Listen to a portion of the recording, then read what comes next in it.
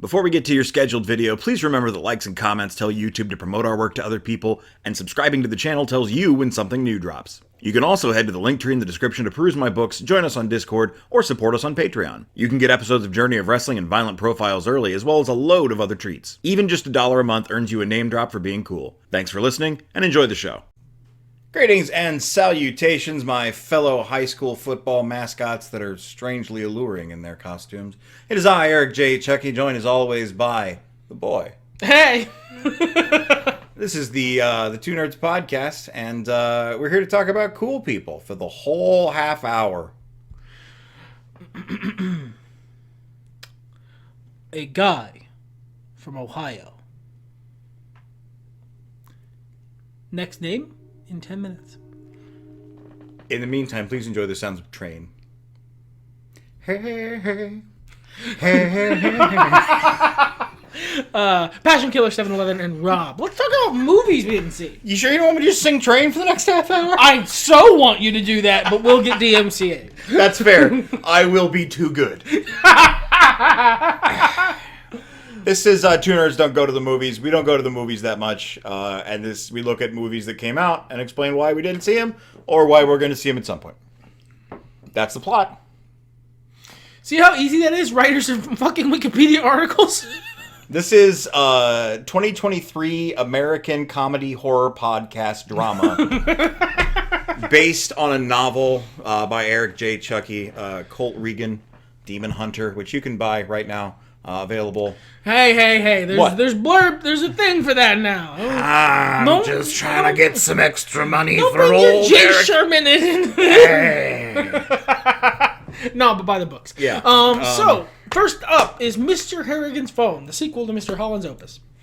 What if it was? I would be so fucking... It would be like the MJK thing yeah. last episode. It's a teen horror drama based on a novella of the same name by Stephen King. There's a lot of teen shit going on. From the If It Bleeds collection, starring Donald Sutherland. Hello.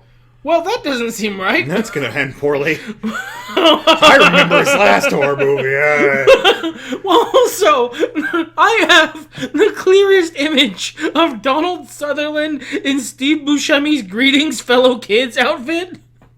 Because this is a teen movie starring Donald Sutherland, so my brain just photoshopped that and gave it to me. And I wish you all could see it. I'm having a hard time picking out what the plot is from the thick description. I don't give a shit. Okay. Terrifier 2. I haven't seen any of the previous Terrifiers. Oh, I love this. I've watched reviews, 2 separate reviews of the first one. I love all of this. The fucking jaunty hat, the terrible nose. Great. It's scary and gory, and it's exactly what you would expect from an 80s slasher movie made in 2022. The first one, anyway. I assume the second one is more of the same. I've heard it's worse. Terrifiers from 2016.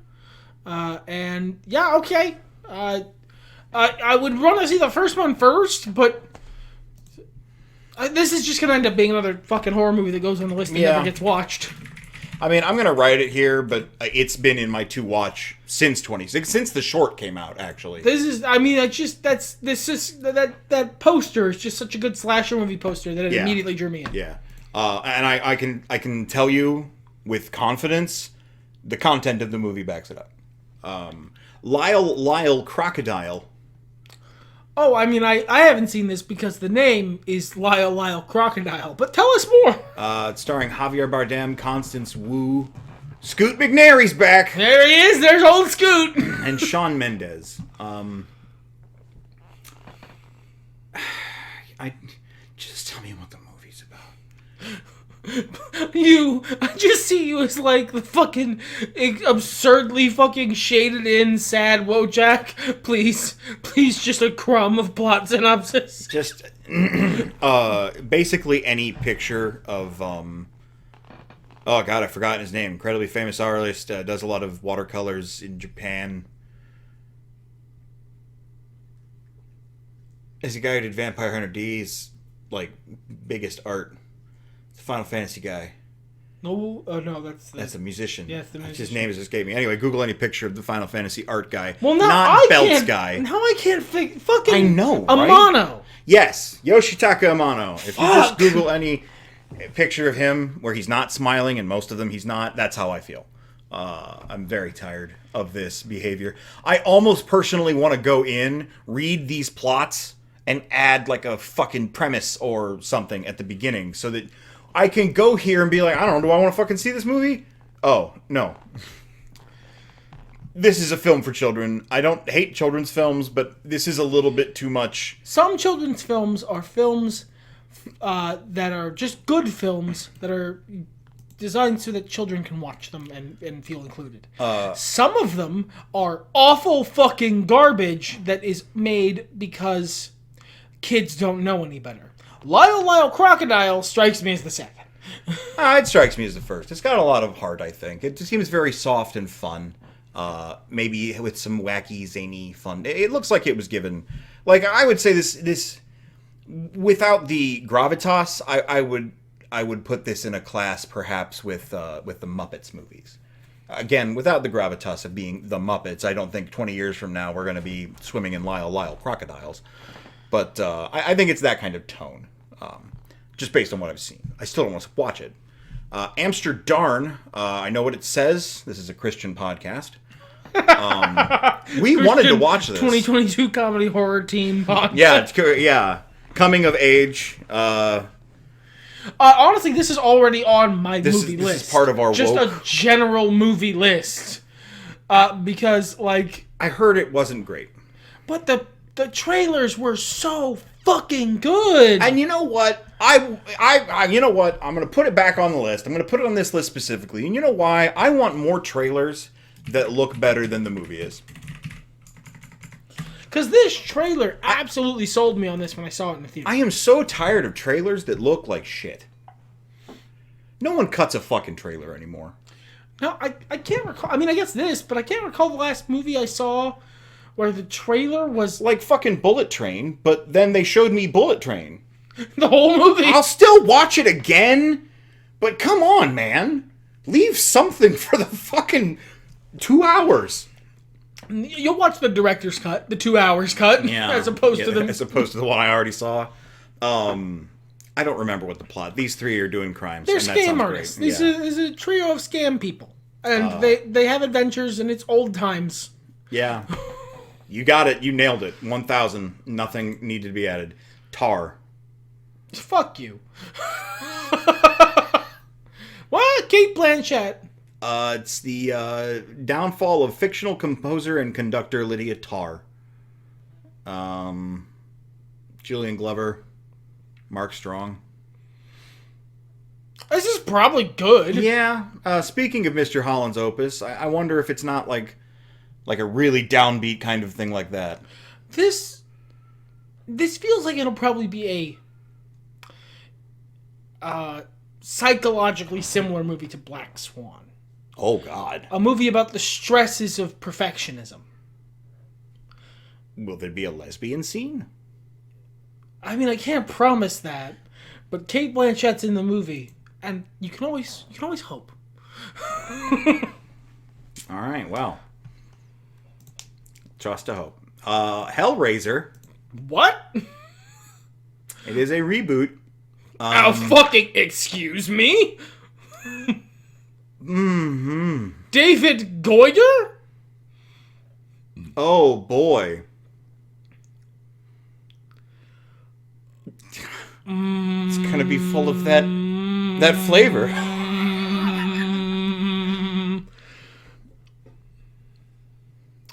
I'm not going to watch this. Oh. I think I might have seen a review of this. And it was bad. I'm upset. So the deal with Hellraiser is they keep making Hellraiser movies just so the people who have the rights to Hellraiser can keep those rights. And often those Hellraiser movies are an unrelated movie to Hellraiser where they wedge some Pinhead in. Like, they have him show up for 5 minutes, dab at the camera, say, you open the box, and then basically go, now you can't have the rights for 7 more years, stick out his tongue and do the V's at you. Significant Other is an American sci-fi horror film written by Dan Burke and Robert Olson. It's a bunch of people I don't know. There was a bidding war for the film. Wow, there's, in the first sentence gets me. The film begins with a red object falling from the sky onto the ground and a deer in the woods being grabbed by a tentacle. Excuse me while I put this on the list. I need to know no more. You have grabbed me. This is not difficult. That's beautiful. I just glanced over blue puddle several times in the description. Only getting better. Sounds great. The Redeem Team. That's gonna be a documentary. Here we go. It's gonna be a documentary. LeBron is in it. Yes. Follows the story of the 2008 U.S. Olympic men's basketball team and how the Redeem Team set a new standard for American basketball. Starring LeBron James, who cannot act. He's not acting. It's a documentary. It's not about him, is it? Yes. Oh. He was on the 2008 Olympic men's basketball team. How old is LeBron James? He's old as fuck, dude. He's in. Like, how old am I? He's old as fuck. We're all old as fuck. I've been dead for 17 years. I think LeBron James is probably in his 40s. Okay, if you say so. I mean, now Google it. I gotta know. All right. I'm sorry. I'm Googling it on my phone because I don't trust my own Google, though, so. You don't trust your Google recommend to be like auto-fill in some shit on you? LeBron James naked, you know. Well, guess what I just Googled? He's 38! He does not... He's only slightly older than me. He hasn't aged super well. I've been dead for 17 years. He is... I'm going to be honest, he has not... I guess he has a really stressful, he does. high-impact job. Yeah. But, like, he has not aged amazingly well. He looks older than he is. Well, anyway, I didn't watch it because I don't care. Halloween Ends. Hey, I heard this was not great. No, I've heard it was fine, but, like, if you went to it expecting a sweet Michael Myers movie, you'll be disappointed. Because it's about some other fucking guy. Because, of course it is. Of course it is. That's why I didn't watch it. Till. Lindemann? No. If so... Does that look like Till Lindemann to you? If so, he's gone through some That's changes. some blind casting is all that happened there. It's based on the true story of Mamie Till Bradley, an educator and activist who pursued justice at the murder of her 14-year-old son Emmett in 1955. That sounds like it would be very uplifting for some people. And I don't mean that in like a diplomatically racist way. That's, this is about the hanging of Emmett Till. No. This is not a fun story. Does it not end well? It didn't for Emmett. And I don't think any of the people who hung Emmett Till really ever got much in the way of punishment. The hanging of Oh, man, no, it's not uplifting. This is not an uplifting story. I'm reading the plot. Oh, no, it's a downlifting. Like, look. If you want to get angry. It was in the downlifting times. It's a true story about a really fucked up thing that happened. Yeah, wow. Emmett Till is a very famous, horrible fucking thing that happened. I don't know anything, so I did not know that. I am reading the plot here now, though, which you can read if you feel like it. I don't want to get into it on the podcast, but it's been on the screen for a while. Not an uplifting movie. It's a radicalizing movie, let's say. That might be the best word for it. Yeah, like, if you don't already know this story, this is probably a relatively low-impact way to find out. Moving swiftly along. Yeah. Actually reading the Wikipedia summary is a even lower impact way to find out. Rosaline is a romantic comedy, starring a bunch of people I don't know, based on the young adult novel When You Were Mine, which was inspired by Romeo and Juliet. So, okay, it's about Romeo's ex that he breaks up with in the beginning of the play. Is that what I'm gathering here? That's Rosaline. So, I mean, I won't assume. So. Yeah. Interesting. I mean, like, sure. Yeah, this fits into that. I wouldn't turn it off if I saw it on. I don't know that I'd turn it on either, but I think this looks clever. if this is your kind of film, maybe check it out. I haven't read Romeo and Juliet since I was in high school, so I don't fucking know anything about it anymore. Oh. All Quiet on the Western Front, based on the novel. That's not... yeah. That actually is surprising that it is being used in the context of the original. I guess, yeah. After all this time?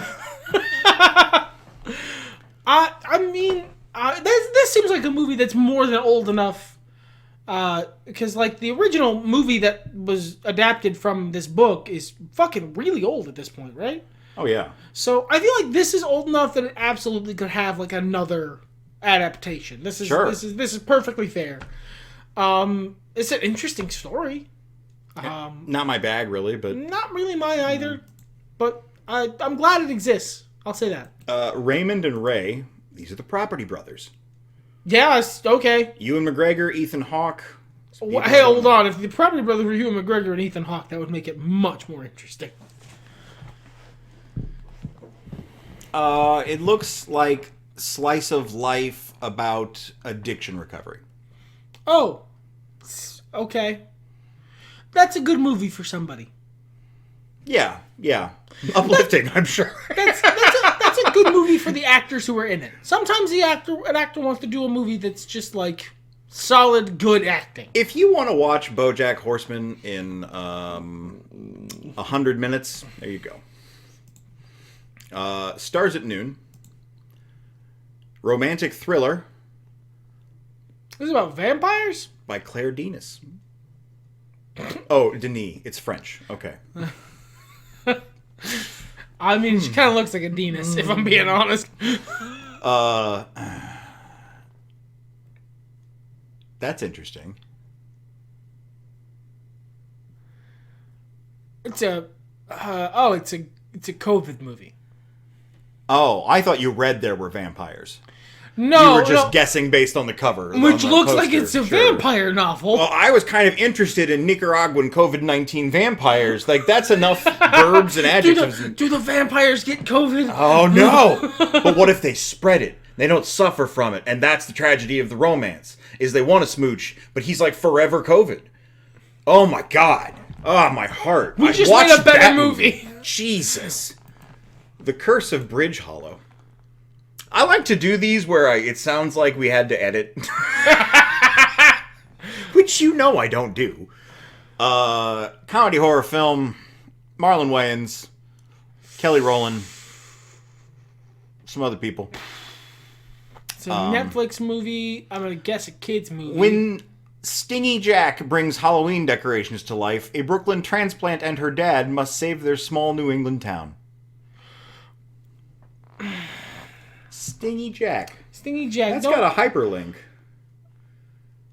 It's a jack-o'-lantern. Also known as Jack the Smith, Drunk Jack, Flaky Jack, or Jack-o'-lantern, is a mythical character sometimes associated with All Hallows Eve, while also acting as the mascot of the holiday. The Jack-o'-lantern may be derived from the character. Yeah. How do I not know about that? I'm sure it's Stingy Jack. I'm just being a dick.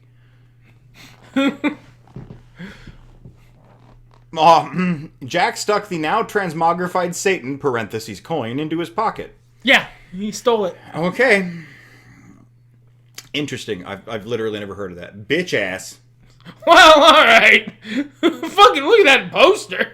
American crime horror film directed by Bill Posley starring Tony Todd. Tundalelai as bitch ass. Oh, that's a character.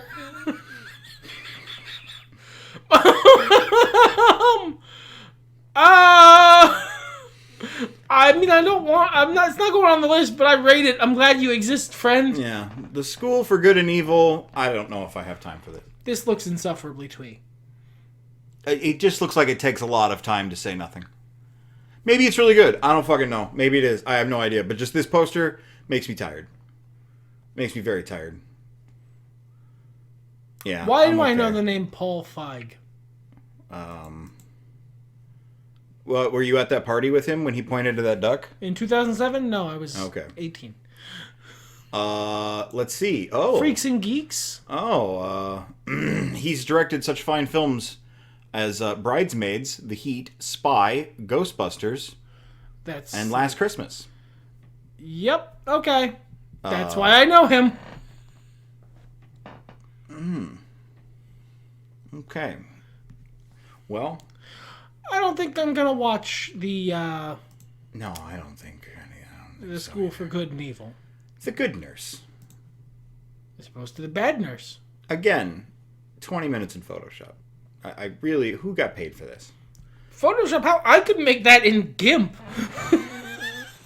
American drama film starring Jessica Chastain and Eddie Redmayne about Amy Lauren, a night nurse who suspects that her coworker Charles Cullen is a serial killer. Based on the 2013 true crime book of the same name by Charles Graeber. Or Grabber. Directed by Tobias Lindholm and written by Christy Wilson Cairns. So our main character is the good nurse, and she's hunting down and trying to prove the serial killer status of The Bad Doctor. That man there, that very British looking man. Yeah, Eddie Redmayne. Yes, okay, that's why he's what a little face. Commander. A little face, you could just take it. Like look, he tried to be all like serious and menacing there, and he just looks like a little British cartoon. VHS, I don't want to watch it because I don't care. It sounds okay. VHS 99 is a found footage horror anthology film. The 5th installment in the VHS franchise. I'd watch it. I mean, yeah, I probably would. I don't need to go on the list. No, it doesn't. Like the entire it's VHS. It's an anthology movie. Yeah. I'd throw it on. Block of Dom. We saw that too. Yeah. We did a podcast on it. Yep. It's not as bad as I said it was on the podcast. You felt it. I was really mean to it. But also it didn't do well and The Rock is mad. Maybe if The Rock had taken slightly less money... Maybe the film's budget wouldn't have been so astronomically high. But then who would buy all the Terramana? Not me. I tried his one thing. What's this other drink? Zoa. Yeah, that's bad. Ticket to Paradise. I don't like Julia Roberts. You do not. I don't. I really like George Clooney. George Clooney's all right. You notably enjoy a George Clooney, Julia Roberts film. I enjoy a couple of George Clooney, Julia Roberts films. I didn't know they did two. There's that one, its sequel, and the sequel to it. Oh, I didn't know she was in all of them. My bad. Yep. Well, she might not be in the second one. Okay. I don't know what happened here. This film is directed by Ol Parker, and I got excited, but it's Oliver Parker. Ol Parker. Well, I tell you, Ol Parker's going to do his best to direct this movie. This seems like if you don't have specific angry feelings about Julia Roberts, it's probably really good. I don't know that I would care about it either way. I'm not really in the mood to watch a bunch of romantic comedy stuff, but... I mean, I don't care about it because it's a romantic comedy. Yeah. I mean... Wendell and Wild. Well, that looks kind of fun. Stop motion. Yeah. Horror comedy film. Screenplay by Jordan Peele. Okay, I mean, like... Stars Keegan-Michael Key and Jordan Peele as the titular characters, with Angela Bassett, Lyric Ross, James Hong, and Ving Rhames in supporting roles. This is Selleck's first feature film since Coraline. This is from the guy who made Coraline? No, alright, it goes on the list. It's alright, it sounds really fun.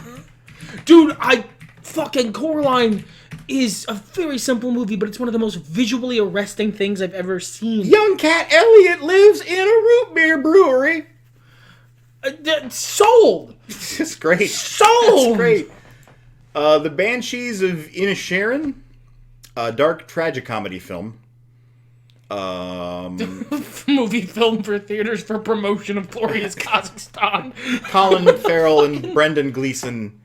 What? No, that's Irish a sequel. at each other. That's in Bruges.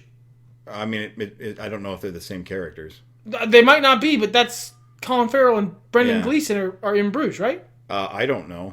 I've never seen Bruges. Go to Brendan Gleeson. I want to make sure that's who I think. Yeah, Brendan Gleeson. Yes. It's the same. It's just them getting together again. Okay. All right, that's probably really fucking good then. Possibly. Well, In Bruges is really good. All right. You would hate it. Probably. It has a little bit of the everyone has told me this is the greatest film of all time since it came out, so it can't possibly live up to that hype. That goes on. It doesn't go on our list, but it goes on mine. Well, you can see it on video, I guess. You buy a tape. Buy a VHS 99 of it. Mm-hmm. My Policeman. I hope it's like My Giant. Oh, no, it's a romantic drama film. Oh, unless. Harry Styles, Emma Corrin, Gina McKee, Linus Roach, David fake. Dawson, and Rupert Everett. Your name isn't Linus Roach. You made that up.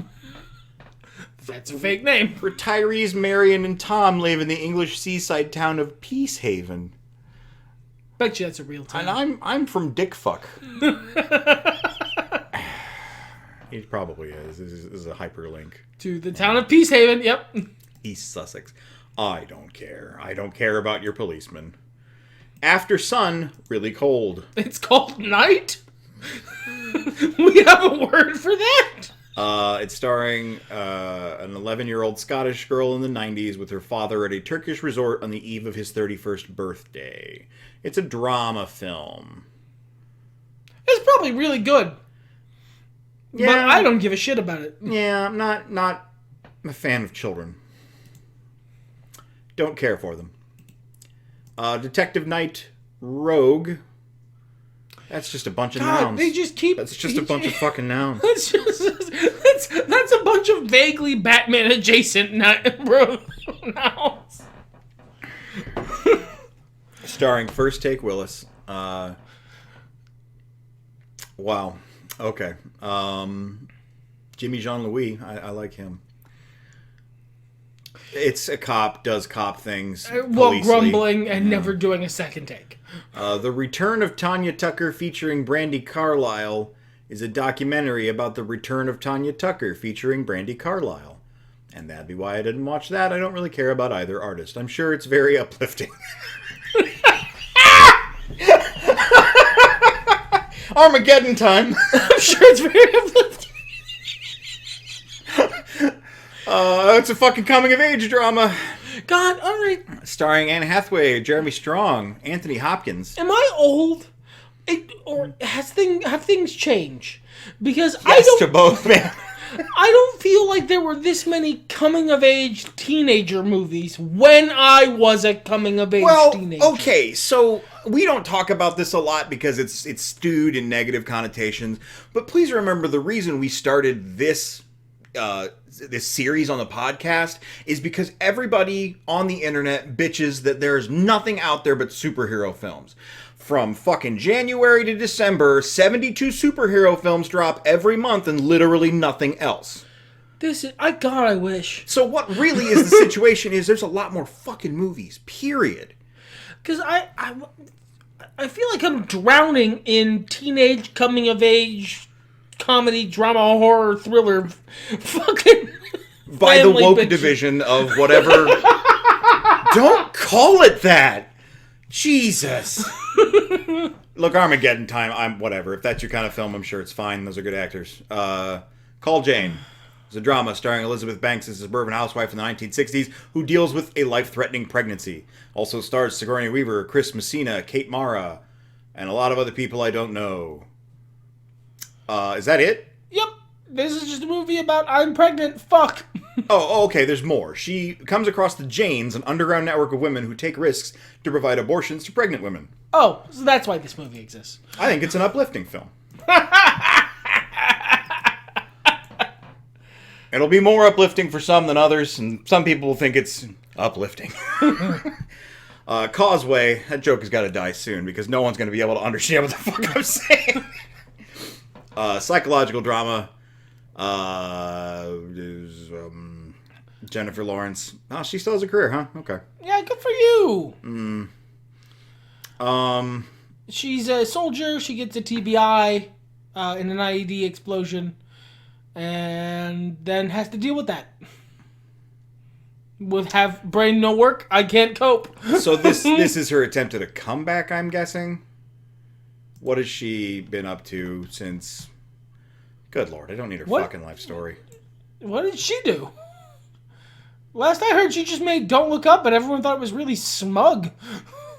She just how she comports. Look, okay, Brie Larson exists, so like, Yeah. It's not that bad. It's different now. But, like, before Brie Larson, she was rather upsetting as a person. Very disrespectful to a lot of things, which she apologized for, but we can see how her career has kind of calmed down. So this might be her trying to come back. Yeah, we got another movie coming out next year. Good for you. Yeah, people are allowed redemption, and what she did in the first place wasn't that bad. Be mildly upsetting. You're an actor. You're all that way. How long you said that and I didn't realize it was a Guardians of the Galaxy holiday special joke is fucking powerful. Pray for the Devil. Supernatural horror film. That's the heater. Or the devil. We're going to pray for either. The film's about a nun who trains as an exorcist under the Roman Catholic Church and confronts demonic possession. That might be cool. A good old exorcism movie can always be a fun time. When I was young, I thought about becoming an exorcist, and then I realized that wasn't an actual career path, and also I would probably have to be Catholic. And a priest. Yeah. And as I'm not a fan of the Jeepers Creepers franchise, that was just not the path for me. Run, Sweetheart, Run is the final movie of October, the final movie of this episode of the podcast. Supernatural horror film. With a lot of stuff in it I'm not familiar. Clark Gregg. I know Clark Gregg. Hey, yeah, Agent Coulson. Wow,